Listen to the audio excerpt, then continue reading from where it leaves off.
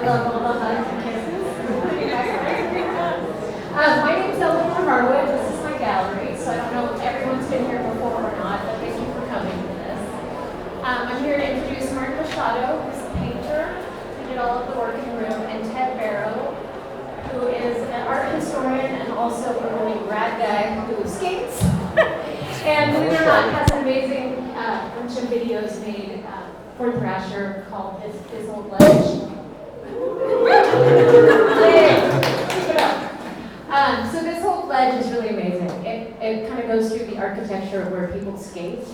And it's really intelligent and really wonderful and smart. And Ted is really an eloquent speaker about things that are really funny and things we don't really think about very often. And one of my favorites is down in the Embarcadero. Oh, yeah.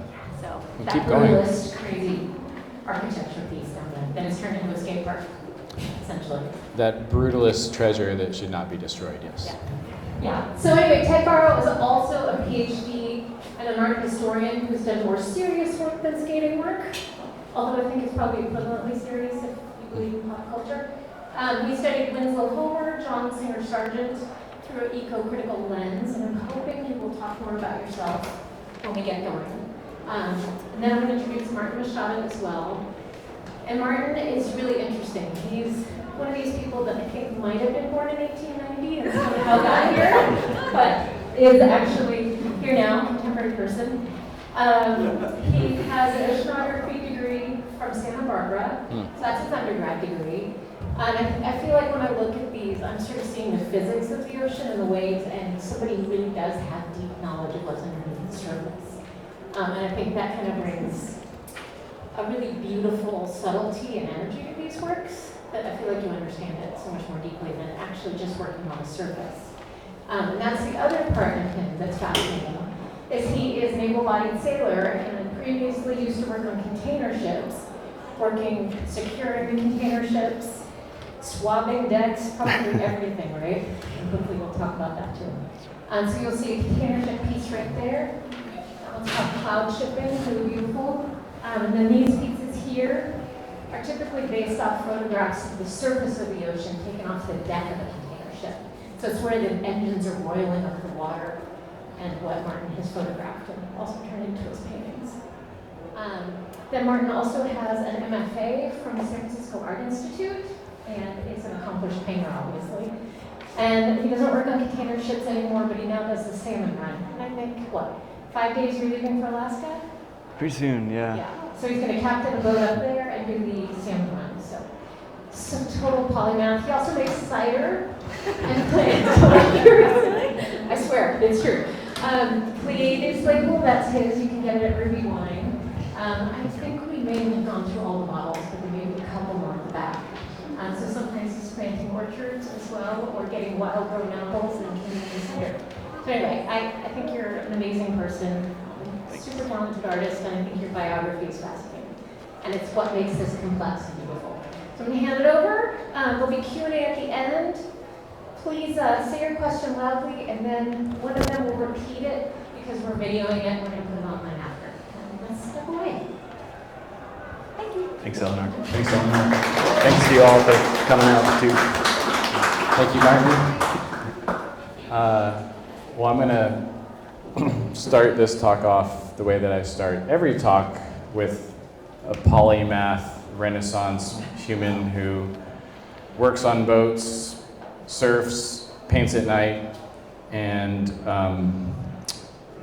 is going on a salmon run after he makes his cider that was attacked by raccoons by telling a story about Jacques Dutronc and Françoise Hardy, these French pop stars from the 60s that are married. Do you all know this?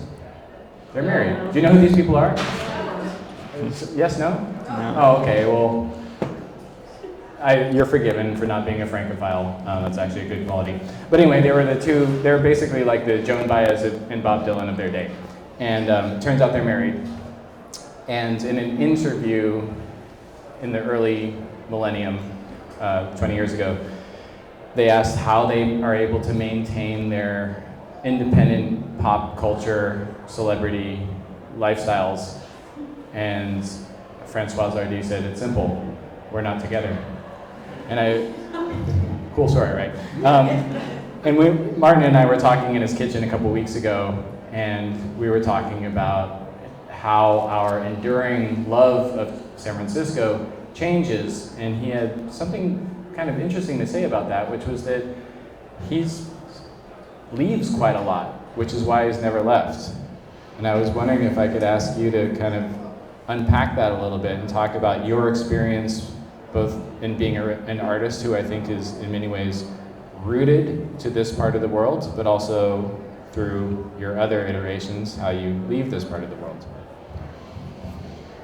Sure.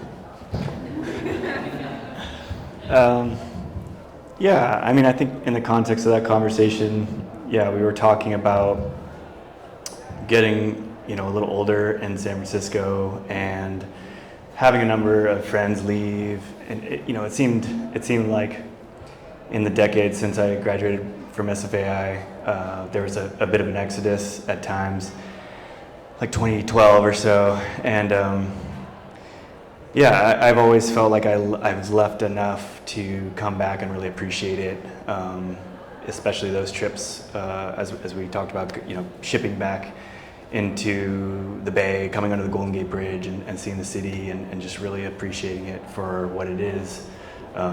If you're really hyper focused on your neighborhood and how it's changing, and I don't mean to undermine, obviously there's been a huge changes and people that have been displaced and gentrification and everything that comes with civic changes, but just my own personal take was getting out and working outside of the Bay Area has really made me appreciate what it has to offer. Yeah. Was it, I'm not good with astronauts, but Neil Armstrong or something, the first time he saw the Earth as this like radiant, delicate blue marble from the moon? If y'all believe that conspiracy theory, there's actually a moon that people reach. Perhaps your perspective on the city and is kind of oceanic in this way, in which like you get to see something that we very seldom get to see, which is coming into the Golden Gate and seeing the city from this like endless horizon of tumultuous blue that we see in your work. Yeah, I mean, yeah, I definitely feel the, just to sound a little new agey for a moment, but no, we're in the right place. Yeah, just that amount of energy that is flowing in and out of the Bay at all times. I was just having this chat with a friend of mine who I fish with up in Alaska. He's from Montana though, and was visiting for a week. And I just feel like that energy that comes in and out of the Bay twice a day brings with it a lot of change and power, and that it's always been that way, and I think it continues to evolve. But yeah, I feel that energy here, and it's something I appreciate. Yeah. And I think it's something that definitely comes across in your work. I mean, I discovered, that's such a terrible word to use, but the first time I encountered your work was at this gallery a couple years ago. And I was finishing up my dissertation on Winslow Homer, amongst other artists. And this is an artist who is so kind of inextricable with the Atlantic coast and Maine, and painting these amazing seascapes of the 1890s and early 1900s. And I was really thinking quite a lot about the tidal pull and the way in which that was like translated into visual art, but almost as he got older, it became much more painterly and almost plastic, almost sculptural. And being a typical snob who spent way too much time on the East Coast, even though I wasn't from the East Coast, I was comparing California negatively, and I was comparing California art negatively to like what I was spoiled with at the Met. And then I saw your paintings and I was like, oh my God, cool. There's someone who's doing this and who's as deeply invested, and just like the ice cold Atlantic on the Maine coast, like the Pacific Ocean looks formidable as fuck. And and there's very few artists in history who have turn their gaze, particularly on the West Coast, to the Pacific Ocean and its waters. So that's one of the things that really like drew me to that. But the other side of it was Homer and Sargent, not to keep bloviating about my dissertation, but they also painted a landscape in change. The ocean wasn't eternal. It wasn't this sublime landscape of like biblical, time. There was trash floating in the water. There were the equivalent of shipping containers. There you could see environmental change, and so I would love to like ask you about how those components, shipping containers, the kind of weird detritus that washes around the ocean, like works its way into your work. Yeah, I mean, there's so many layers to, as I kind of bounce around the room, just what I dive into in each piece. But like the ink piece in the lower right, for example, which from my view is like a person who's kind of fashioned a sailboat out of a floating shipping container. So to me, I read that as like an image of precarity, of like, we may have like all the technology at our disposal, but the ocean is still this sublime thing, and also like our presence is actually a problem in this ecosystem. For sure, yeah. I used to like to have an element of fantasy in kind of each show I was putting together, and for a while these figures sailing these shipping containers it was kind of an ongoing theme. I helped someone sail a boat back from Hawaii, and the owner of the boat said if we were going to hit anything that was going to sink us, it was going to be a shipping container. That was the first time I'd heard that phenomenon of floating shipping containers, which is a true thing that happens in the ocean. There's like thousands at any time just floating around. And so later, when I got on bigger ships, I did experience, not firsthand seeing them fall off, but sort of right before I boarded a ship, they had lost a number, like 100 containers coming down from Seattle. And so I sort of like to imagine. What do you mean lost? I mean, typically like longshoremen will really secure the containers with lashing gear for sea voyages, but coming down the coast, they kind of sometimes cut corners, and yeah, this one just dumped a whole bunch, and some of them floated up, and they had folks from our union like do cleanup on the beach to sort of save face for Matson, which is an Oakland-based shipping company. But yeah, I like to imagine just like a future or a time where maybe people were taking those floating containers and rigging up sails, and just sort of an imaginary world where those got to live another life as a vessel of their own. The ones that fall off, yeah. they empty or they full? Yeah, what are they full of too? Well, it all depends. Yeah, typically they'll sink, but if they have the right cargo, they'll float. Right, depending on if you want them to float or not. But there's the famous rubber duckies that were all dumped out of one container, and then they had a study of the currents, based on where they ended up. But yeah, most typically sink, but some just float just under the water and can be hazardous to small boats. Anyone seen that Robert Redford movie where he's like solo sailor, and then hits a shipping container, and it's like the rest of the movie is him trying to survive. Mm-hmm. Yeah, it's cool. Yeah.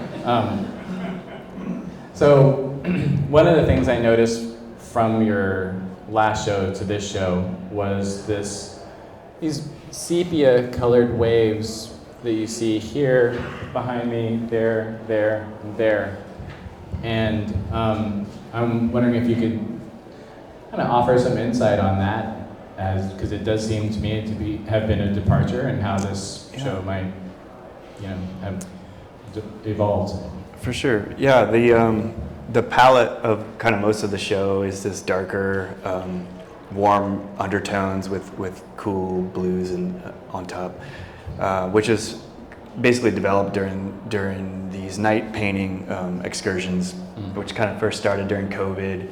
And it was something I put no pressure on myself. It was just, obviously there was no pressure on anything during those times. So painting at night, I was experimenting a lot, typically during those full moon cycles. And the palette that I ended up liking the most was sort of, was this combination, which I continued to do in other places, such as still lifes, like this fish painting up in Alaska.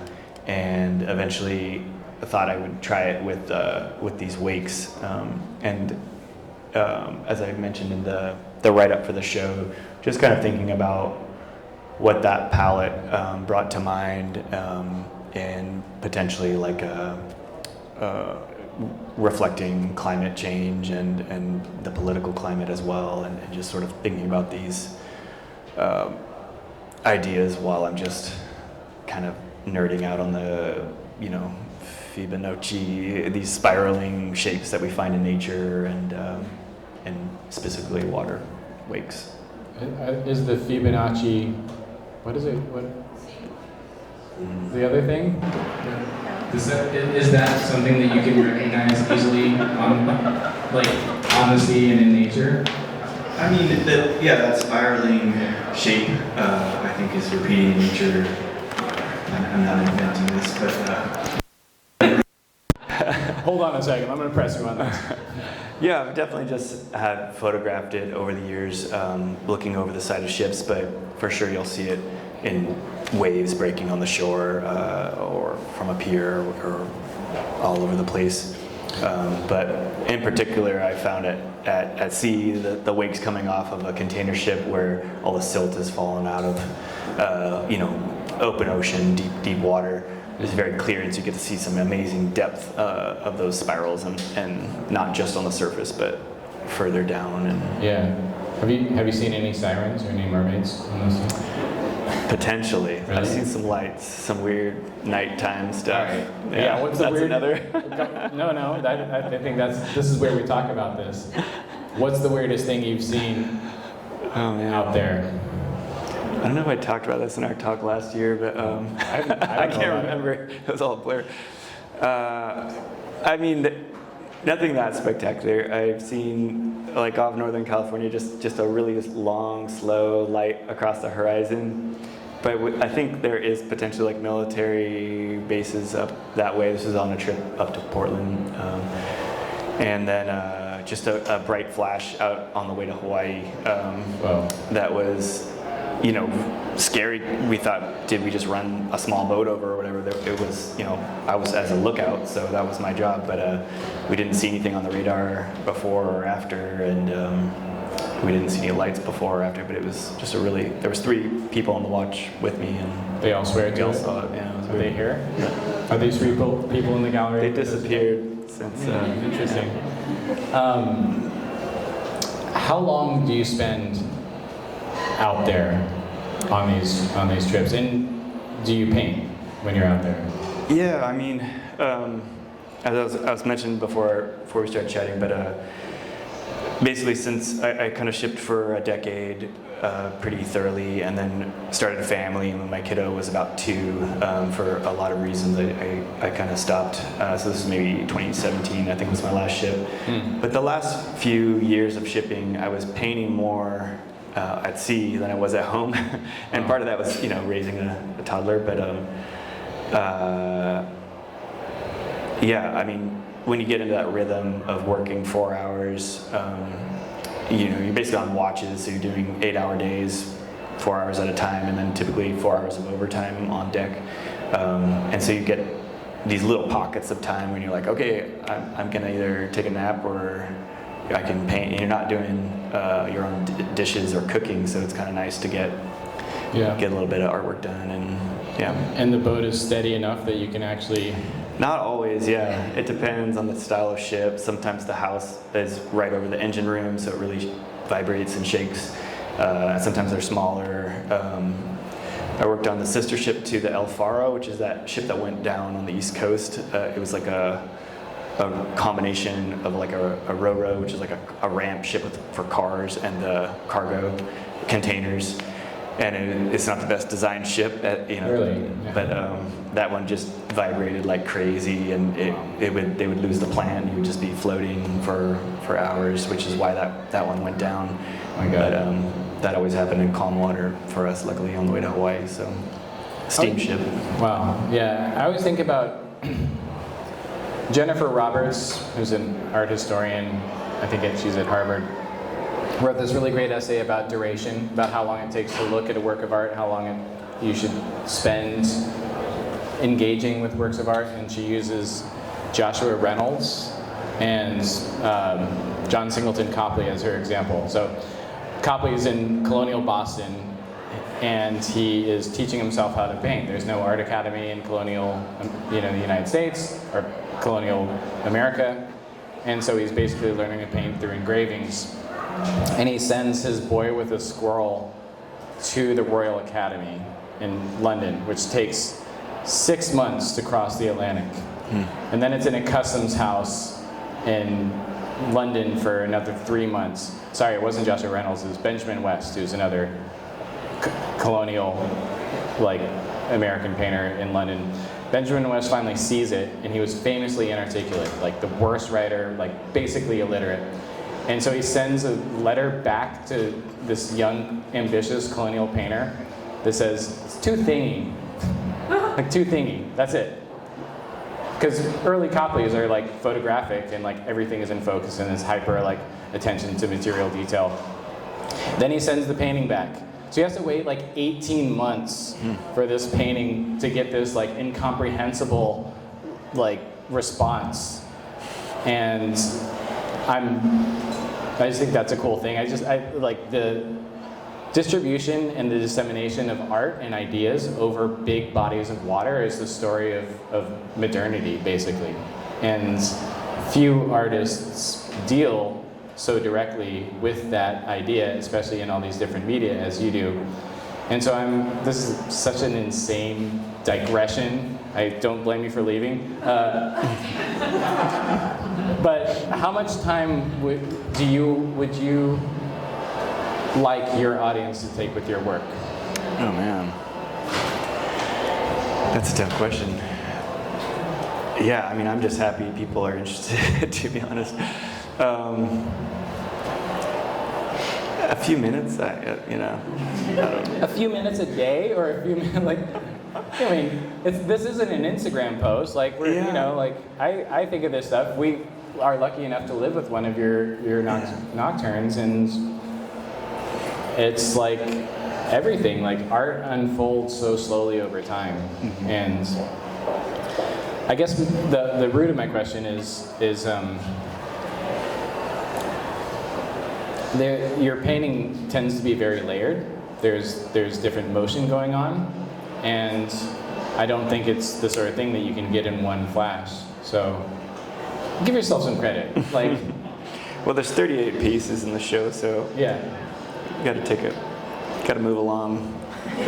But the person who gets those pieces is going to live with them forever, and that's going to change their life. For sure. Yeah. Yeah, no, I hope people take some time to look at the details.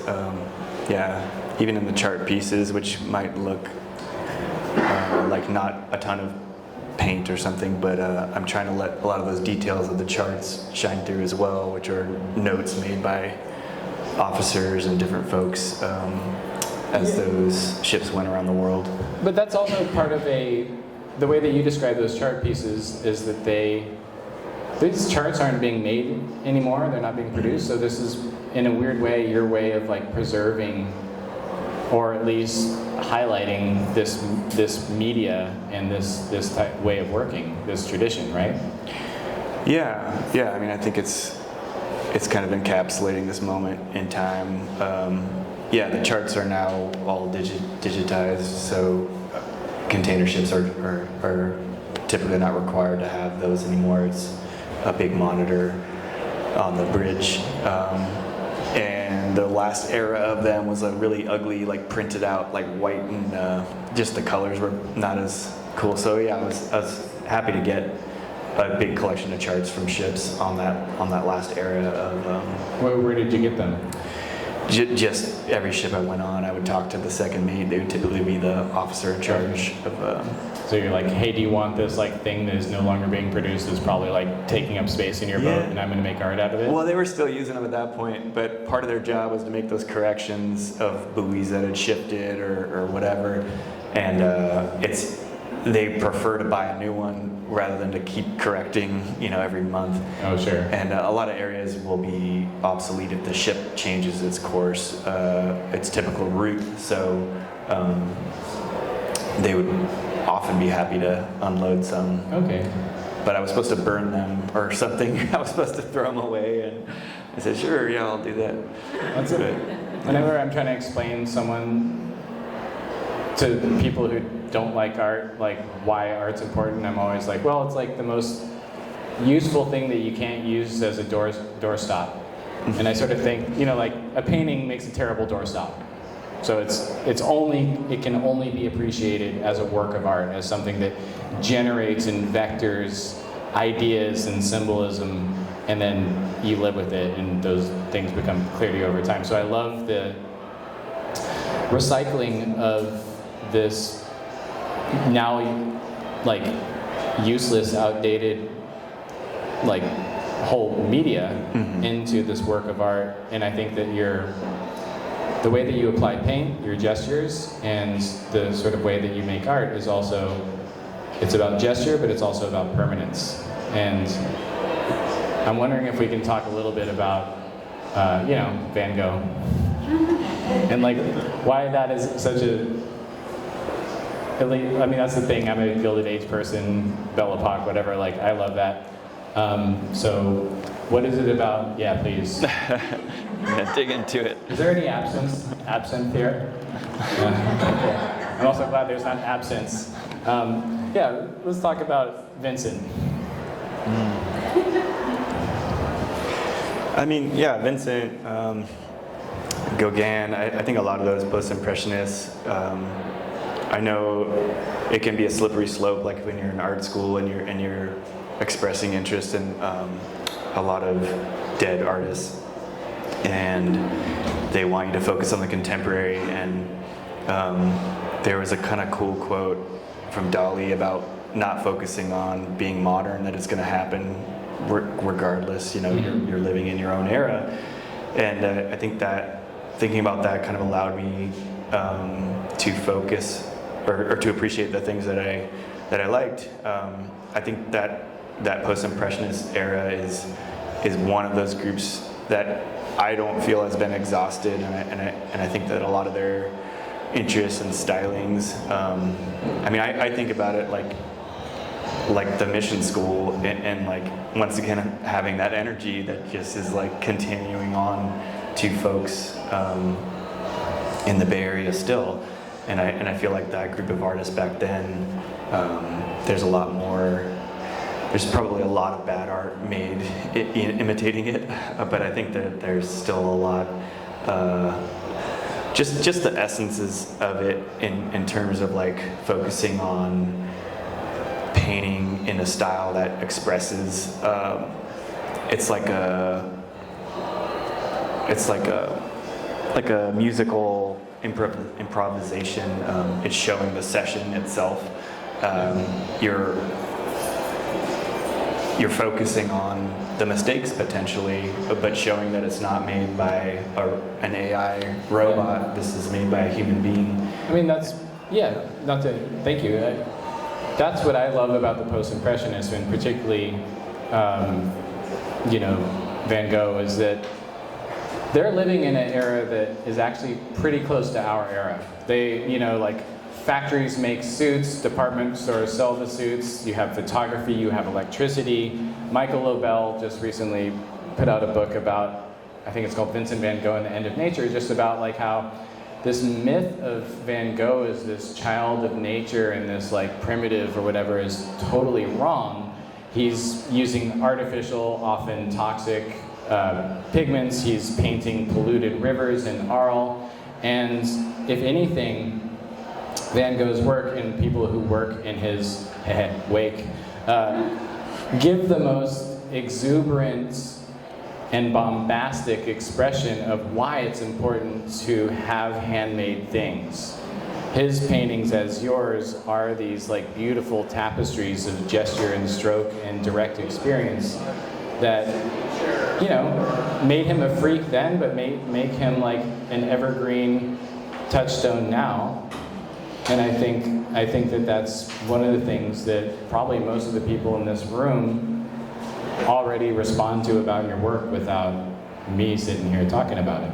So I mean, you know, sorry, I'm just looking at you, Emilio. There's like my fantasy 4-person show, and we've talked about this. And in fact, this is Emilio's fantasy 4-person show. Is like you, Emilio, Chelsea, and Jeff Chung, and it would just be like, Can I host it? oh well, you know, like let's talk.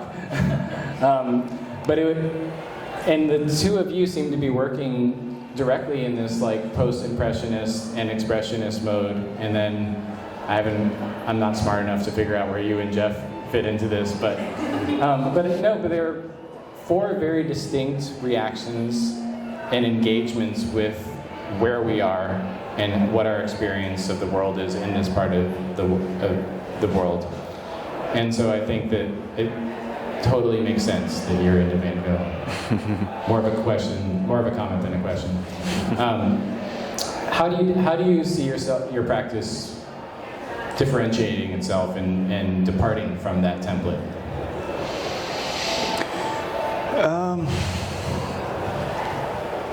I mean, Besides the fact that you're like happily married, have kids, and friends.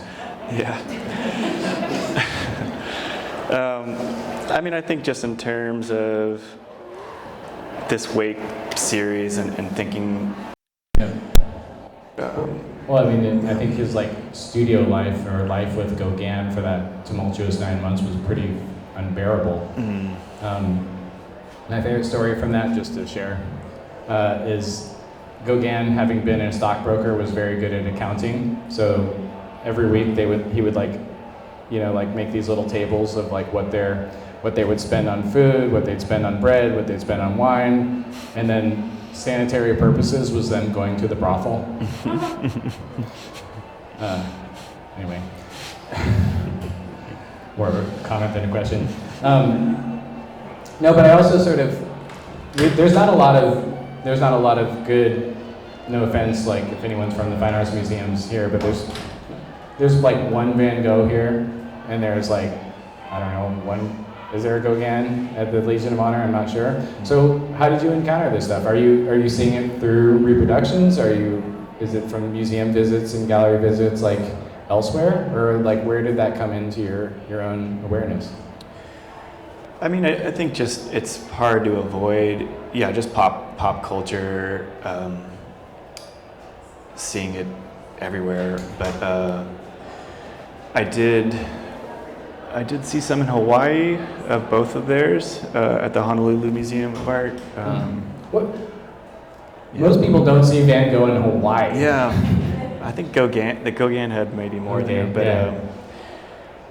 but I was also working on a Matson ship with the captain who grew up with Julian Schnabel, and Julian Schnabel was making a movie about Van Gogh, and so I really dug into it. Okay, now we're talking. Yeah, that's such a weird. I don't know if Julian Schnabel like hangs on the North Shore every winter, and he hangs out with this shipping captain. It's a strange thing, but that's his link, and then the ship happened to have that old.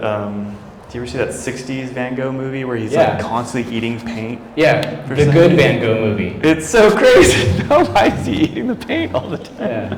I don't know. Well, yeah. Maybe he did eat the paint. I don't know. But I mean, that's part of it. Yeah, it just was a slow building obsession. I mean, I used to paint really kind of photorealistically. That was like my goal. Robert Bechtel was a big love of mine in my undergrad years. And I had a teacher, this is at UC Santa Barbara, and she introduced me to Stephen Creaky, who was an LA artist that has passed away, but he was doing a lot of interesting stuff with photography and mixing it with painting over photography. So I'm kind of divulging from your question, but I'm here for that. But yeah, I didn't always like to paint so thick, but yeah, I think it was sort of evolving over time, trying to paint so smoothly, and then finally realizing like as photography was just becoming part of our daily lives and digital photography being so accessible, it was something I was less and less interested in.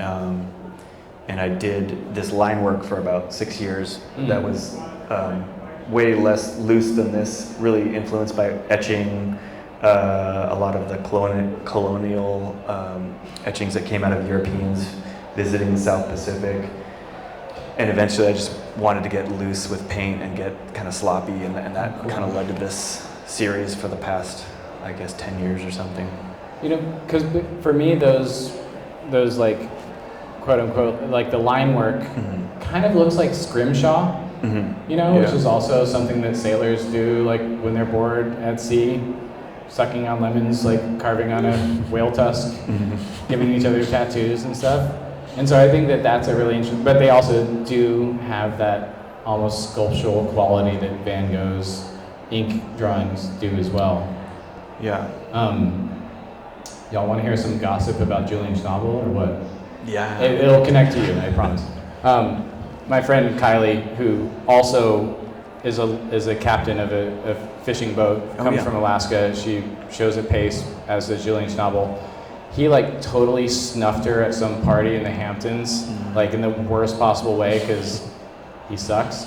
And then she got an interview with the Surfer's Journal, and he was so bummed because he like surfs like in Montauk or wherever, and like wants to get an interview with the Surfer's Journal and couldn't. So now he like kisses her ass. And that's my segue to talk about surfing with you in water. So how does, you know, like, I think we're probably share some background in skateboarding. And I always think that artists that have a background in skateboarding pay attention to texture in a very different way. I can recognize that. I'm like, oh, that person must think about like cracks in the sidewalk or like surf on waves. And so I'm curious how these other things besides like the ocean play into your, you know, the work surface of your canvases. Can you kickflip? Not very well. Yeah. Me neither. But it was a hard one. Yeah. I've never thought about that. Yeah, I suppose you do pay attention to the details rolling around. Yeah, I mean, I think it influenced just my general life path, like, I don't want to like claim skateboarding hard because I'm not very good, but I have been skateboarding since I was a little kid, about 3 years old or so.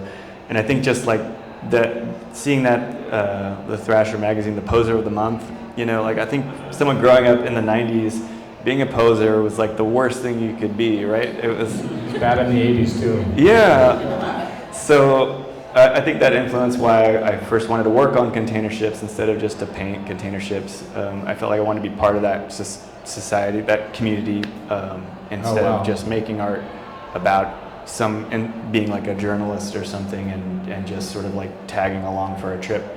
So I think it influenced. Was that a sneak diss at Alan Sekula?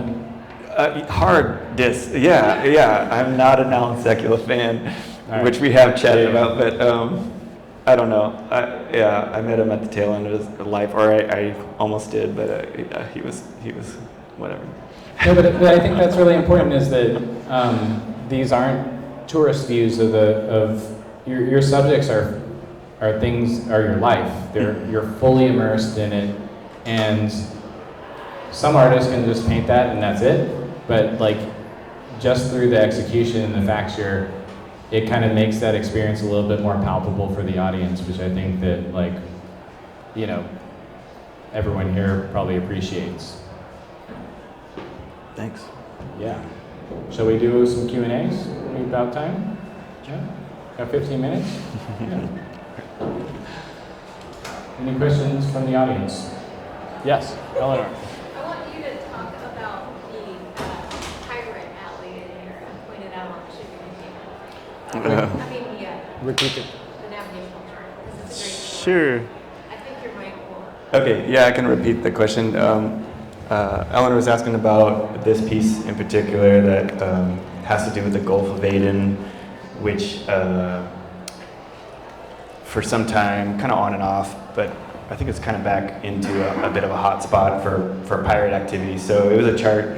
It was a chart that has some lines that represent a corridor that a number of countries kind of got together, and they wanted folks to try to ship through that zone. So you're coming out of the Suez Canal, going through the Red Sea, and then on to wherever you're going on to. They like people to go down this pirate corridor to be able to patrol it a little more easily. And yeah, it's kind of in the center of the Red Sea there. And I don't have any great pirate stories, but we had a close call, but it wasn't I think they were just smugglers kind of hiding behind ships. They didn't fire on anybody, but a couple high-speed ships. Sorry. Your bad pirate story is better than probably everyone else's pirate story. And what's the difference between a pirate and a smuggler hiding behind a ship, not firing on people? It was out on the sea. I guess for the ship to have to like report the incident, which would have been paperwork that the captain didn't want to do. So he was saying this was a smuggling incident, not a pirate incident, which is like more of a technical thing. If they try to board your ship or if they fire on your ship, then it's more a pirate incident. So these are just two high-speed skiffs that kind of came up on our ship, and then we sent everybody to the safe room and got down to the minimal on the bridge, and then kicked up speed, and then they eventually fell back and moved on to another ship. So it wasn't like they were just hiding the shade of the ship a little bit, maybe to evade radar from somebody, or we don't really know, but they didn't have any guns or ladders. So. As far as you know. Well, we could see right into their skiffs. Oh yeah, I guess you could look down. Yeah. There are two things that like struck out about that story. First of all, I would have been terrified. But the second, I always thought that going to sea was about escaping admin and classification and office work. And your captain's like, no, this doesn't check this box, so it's not a crisis. That's a bummer. And now I know why you spend so much time painting at sea. Who wants to do paperwork? Yeah, I didn't have to do the paperwork, but the captain definitely does a lot of paperwork. Any other questions? Well, yes. Hey, Josh. Specifically for your nocturne paintings, Yeah. you learn at night, and you put a headlamp together. Yep. But I remember saying something like, I don't know, I can't really see the colors. And kind of like we're seeing, if it gets daylight, or I see in real life, this, there's such there's just color. What kind of magic? Oh, man. So the question is, painting at night with a headlamp and not being able to perceive color as we all experience it in the gallery or in daylight, what kind of alchemical deals with the devil are you making? It's not so much the color I can't see. It's I just have to keep it dim enough. The headlamp, I think the colors are like okay, but I have to put a rag over the headlamp to dim it enough. Unless the batteries start to go down, then I have to get a new pack of batteries. But yeah, like typically I just try to keep this like fine line where I can see just enough, but I want to keep my night vision as good as possible so I can, pick up the stars or reflections on the water or whatnot. But it is typically a surprise when I get back to the studio. It's like, oh, it is a little different for sure. Yeah. I think that's one of the cool parallels with, using post-impressionists as a template is like this is the first era where electricity and artificial light, like that's not a gas light, and it's not Goya with a ring of candles on his brim, happening. And so I think one of the enduring appeals of that time and work that engages with that era and style is that thing about what light do we see this in, and how does the light affect our experience of this thing? Yeah, So I can't imagine just using candles. I've tried it a little bit in Alaska, and it's tricky. You I never tried a like- campfire once, and it just smoked me out the whole time. Oh, It's wow. like pretty miserable on the beach, but yeah, the headlamp works a lot better. Cool. Yes, Chelsea. So I feel like your work is so much about like impermanence, like the light on the water, a fish that is clearly going to go bad, someone playing music, and also like the waves. Mm-hmm. And then I love the way that you're capturing the light with like the foam, and the pieces look very finished to me, but it's such a quick moving phenomenon. So how are you, like what's your relationship to that? The moving shapes and how you're capturing it. Yeah, I mean, Just try to repeat Oh, that yeah, yeah. question. Jesus, that was so beautifully put. Try yeah. It's about capturing impermanence and the fact that a lot of your work as a subject is about these transitory states. Mm-hmm. Yeah, and so how do you capture that? Yeah, I mean, I guess I just do my best to capture that, but it is something I think about a lot, and I like the idea of painting a place that's just instantly gone, and thinking about how water has just been on Earth forever and is constantly, just the stories that it could tell. So the idea of trying to like pick a specific location and paint that water that was in that moment, and this idea of like the memory of that moment, or the memory of being on that ship, or how that translates to people that maybe don't even like the ocean, or how they think about these moments in their lives, and just nostalgia in general is something I've always been interested in, and the passing of time. The way we work or have to work, and how it's like taking up chunks of our life, and how that pays the bills, but it also like burns up part of your life. And I used to paint like big rig trucks in my undergrad, and just like was obsessed with. I think I've always been interested in like the nuts and bolts kind of behind society, and labor as a subject, but time, these are all like, this is our life going by. A little depressing, sorry. Yeah. Is there any specific literature that you reference in your work or that inspires your work? Because I see like storytelling, but there's so much history of literature that deals with the ocean and labor. I'm just curious if there's any specific literature that inspires you. I'll repeat the question. Thank you. That's a great question. Is there any specific literature that inspires your work? Are we Moby Dick? I've never been huge on Moby Dick, but I do really appreciate everything he wrote, and I mean all those Jack London, all the adventure stories, like definitely storytelling is a huge interest of mine, and wanting to have my own stories, growing up like a kid in the suburbs in San Jose, and like being super jealous of the kids that like lived in Santa Cruz, and just like I wanted my own stories, so this was like a big reason to try to go to sea and whatnot. But the Captain Cook, like all those books of his voyages, and La Perouse, the French expedition that this piece was based on, which is a super fascinating French expedition that went down, but they sent one person across the Silk Road back to France with like a whole bunch of documents of artwork, and like that's where we get all this beautiful imagery that came from that trip. A lot of those sorts of stories, definitely. I mean, it seems like now I'm thinking about all the great nautical paintings in art history, like from Géricault's Raft of the Medusa to all the Vernet seascapes and all these sort of things that like lead up to a certain point and kind of end, I would argue, with like maybe Martin Hartley in his version of Homer in the Ashcan School, like on the Maine coast. So it's really and it's also really surprising that like in California, through art history, there aren't that many there are ocean park paintings, but there aren't that many ocean or oceanic or marines. And so it's so cool to see the way in which like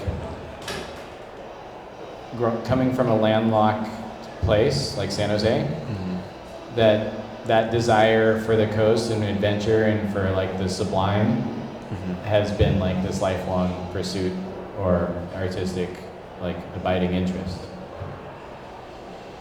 I haven't read Moby Dick either though, it's tedious. It's the whole science section. I'm not a good 19th century person, like every other thing, sure. Yeah. Any other questions? Yeah. Yeah. So when you keep talking about your paintings, like now that we're back to talking about like this, your travels like through all these like thoroughways through the world or whatever, and talk about art history. Like now that I'm thinking about it, I don't think I've really experienced paintings that are not about conquest when it comes to the ocean.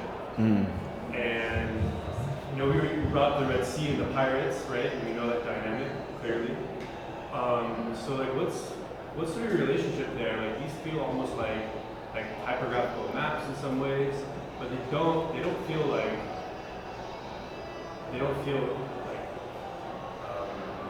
conquering or like you're trying to sort of like wield nature, wield the world in your favor. So I don't know, do you have any relationship with that, or do you think about that?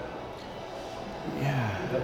That's such a cool observation first, which is just for the recording purposes that when we look at seascapes, we often see the horizon, and that horizon, that boundless like sunstruck sky is about conquest and exploration, and a lot of your work is looking down into water, not all of it.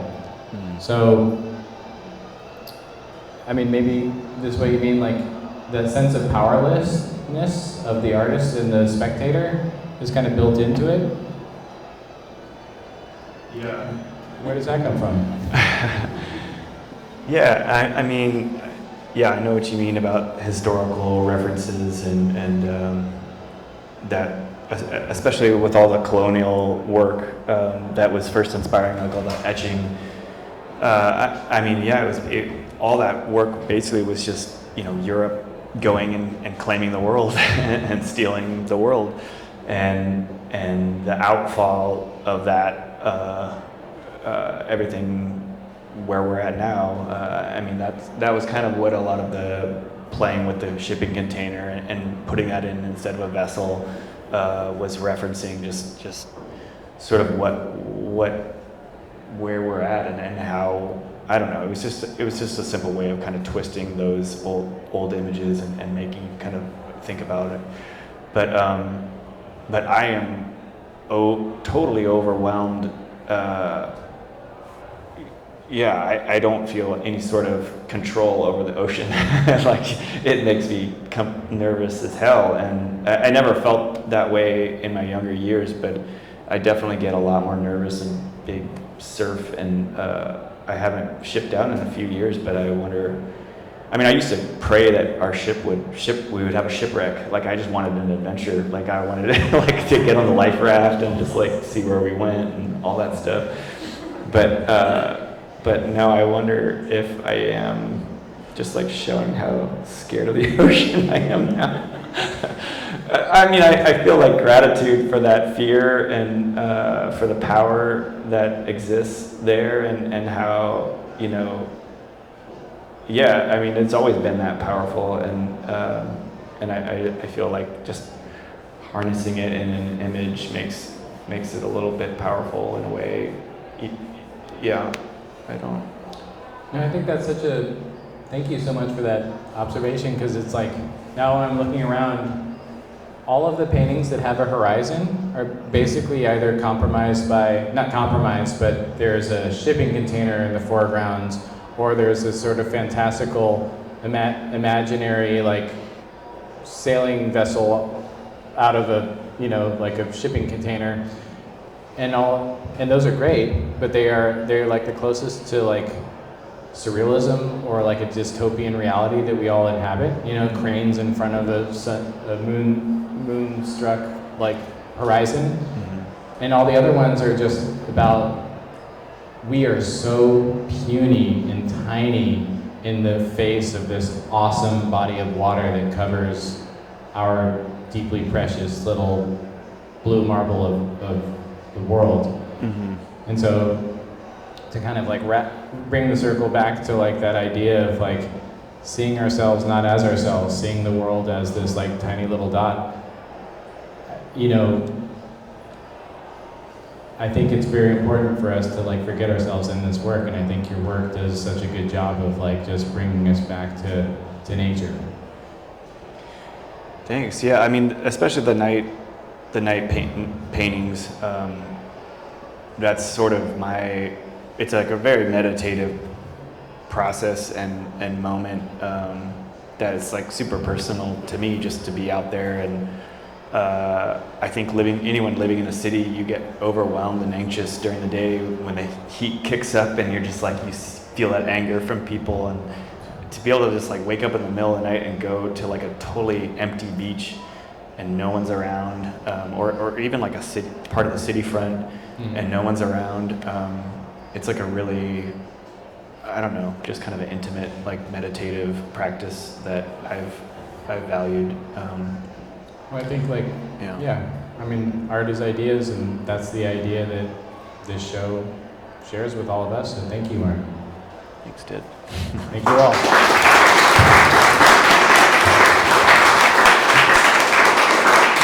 Thank you all for coming and listening to me ramble for a while. Yes, we'll be around. Thank you, Eleanor.